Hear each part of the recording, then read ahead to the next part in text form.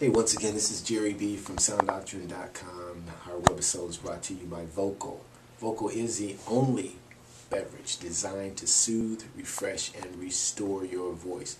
Man, we're so blessed to be sitting here talking to Pastor Juan Rivera, who is just an incredible voice and made an incredible impact on the song Inspired. Yeah. Not only with your singing ability, but the Spanish translation, the internationality, if we can use that word, that you brought to this song. Yeah. So how did you get involved with the project, or what drew you to it or made you want to say yes?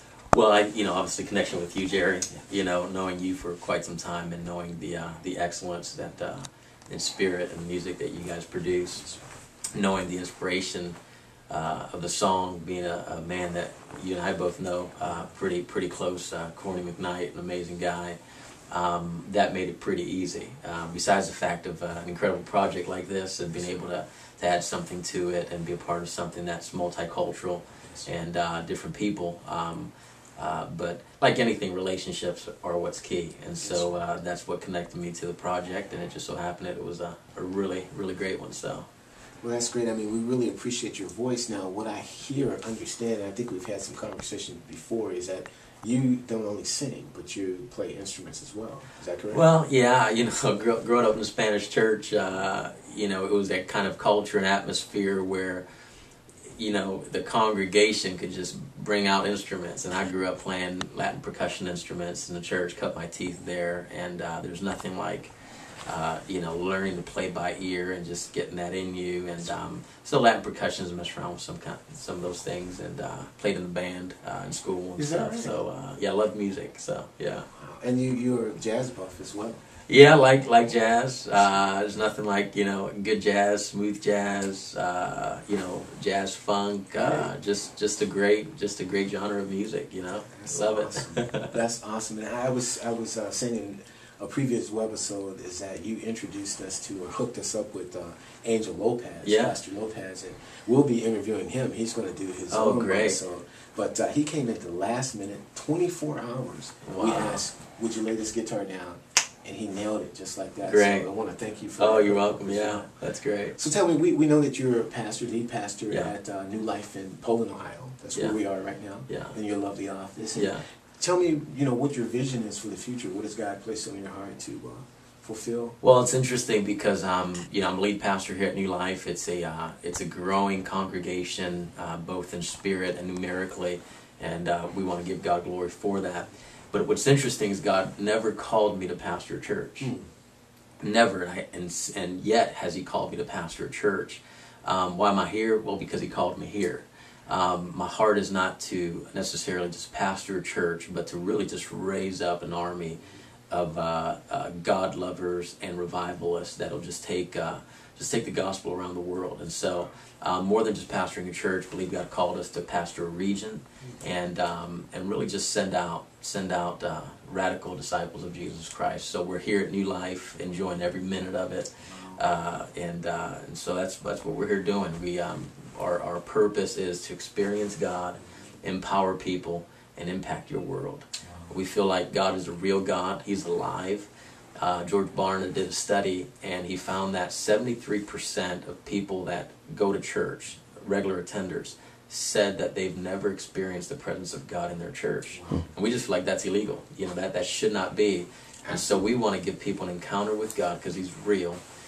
Through that encounter, be empowered by finding out who they are and what they have, and then take that and impact your world through Jesus Christ. And so that's our heart. That's a great vision. Yeah. Absolutely. Yeah. Now, you just got back from Israel. Yeah. You want to talk a little bit about what that experience was? Oh, it was incredible. It was a trip of a lifetime. We traveled down to Israel, my wife and I, along with the team here from the church and a couple of other churches, and just a trip of a lifetime. We traveled all through Israel, from north in the Galilee, down through the West Bank, to Jerusalem, Tel Aviv. And really the three things that we came back with, that God dealt with us on, number one is a better understanding of the whole Israel West Bank situation, understanding that what world peace means is for Israel to give up what we call the West Bank, which is really biblically Judea and Samaria. all of the mountains of Israel are located in the West Bank. Those are the high places. 92% of the biblical places in the Bible are in what we call today the West Bank. It's a large piece of land. They give that up. All they have left is north in the Galilee and the Negev, which is south, and it's all desert. And so we came back with a better understanding. We're not against Arabs. We love all people. But God said, here's the deal. That land doesn't belong to Arabs. It doesn't even belong to Jews. God says in Leviticus and Ezekiel, he says that land is mine. That is my land. And he's just chosen to give it to the Jewish people. And a miracle happened in 1948 where after 2,000 years of exile, God brought them back. And so that's one of the things we brought back. The second thing we brought back with us is to have an understanding of God's times and seasons. He has set specific times and seasons that as a church we need to understand the times, like the men of Issachar, to know what we should do. That's right. And so getting on God's calendar. And the last thing was supporting Israel. Our church has always been a very strong missions-giving church, giving, going, and all of those things. But as I look back at our history, even the short time that we've been here, I can't see of $1 that we designated to Israel. And God says in Acts 1:8, you shall receive power when the Holy Spirit comes upon you, and you shall be witnesses. Where does that start off first? Jerusalem, Yes, Judea, sir. Samaria, and then the uttermost parts of the world. Pastors like me have always preached that, right? We've always preached that. We said our Jerusalem is our local city. And then Samaria is a little bit further out, and then the uttermost parts of the world is everyone else. Well, the Bible, with biblical interpretation, there's always layers to it.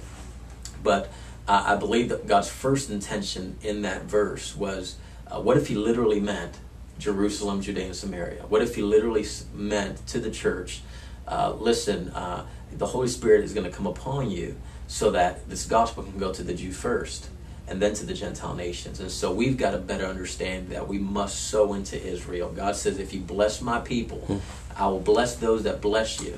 Not just verbally. Don't just give verbal blessings, but bless them in every way that you can by going and supporting.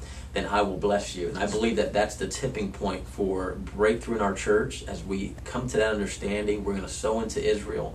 We received an offering Sunday night for Israel, and it was just a miracle offering as people just responded to that, and they're sowing into Israel. Haggai says, in Haggai, God has a complaint with his people. He says, you're taking care of your houses, your nice paneled houses, but you're forsaking my house. We take that again. We always Christianize the Bible that was written by Jewish people, for Jews, and we say things like, well, God's house is the church and our homes are our homes. Well, that could be part of interpretation, but God literally meant my house in Jerusalem, my temple. As we take care of God's house, I believe he's going to take care of our house. And so we're just looking for, so those are the three main things that we brought back from Israel, along with the memories, the experiences, the kingdom connections that were made down there. Wow. Yeah. That's awesome. Thank you for sharing it. Yes, sir.